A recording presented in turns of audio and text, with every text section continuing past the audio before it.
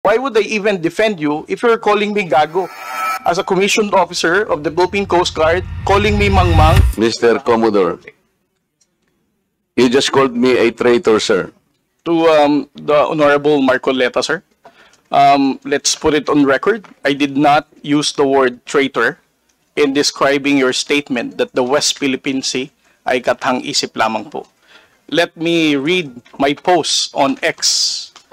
I stand by the statement of President Bongbong Marcos when he said, ang West Philippine Sea ay hindi kathang-isip natin lamang. Ito ay atin, ito ay mananatiling atin hanggang nag-aalab ang diwa ng ating minamahal na bansang Pilipinas. Hearing someone claim that the West Philippine Sea is merely a fabrication of the Philippine government is a disservice and an embarrassment to their entire party, the organization he belonged to, and even their own family. How can the one face the younger generations today and tell them that our exclusive economic zone to the west of our archipelago is non-existent, effectively giving up the fight to assert their rights as Filipinos in the West Philippine Sea? Sinabi ko ba na kathang-isip ang West Philippine Sea? I said I stand by the statement of the President. I did not mention you said it, sir. Meron kang kathang-isip na sinabi dyan eh. To whom are you referring that? No, sir. The kathang-isip phrase was the President's statement during his SONA.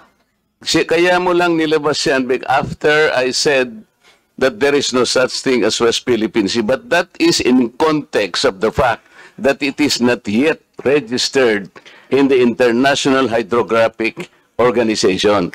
Again, Mr. Chair, I never said that you are a traitor. That is clearly posted on my Twitter Pero account. hindi ka po nagbigay ng paliwanag na sinabi mo sana doon sa social media din. Bakit nyo ina-ascribe sa akin na sinabi ko na traitor si Kong Marcoleta? I did not say that. It is only now that you are explaining na wala kang sinabi. Mr. Chair, Honorable Marcoleta, sir, I think I'm no under obligation to tell all the social media influencers, to bloggers, defend your name, tell them that you are not a traitor. Again, I did not mention that you are a traitor. Unang-una, alam mo ba ito na gano'n ang nangyari? Would you know? No, sir, because when it became a social media popular post, I was not here in the country. I was actually in the official business outside. So when did you come to know about this?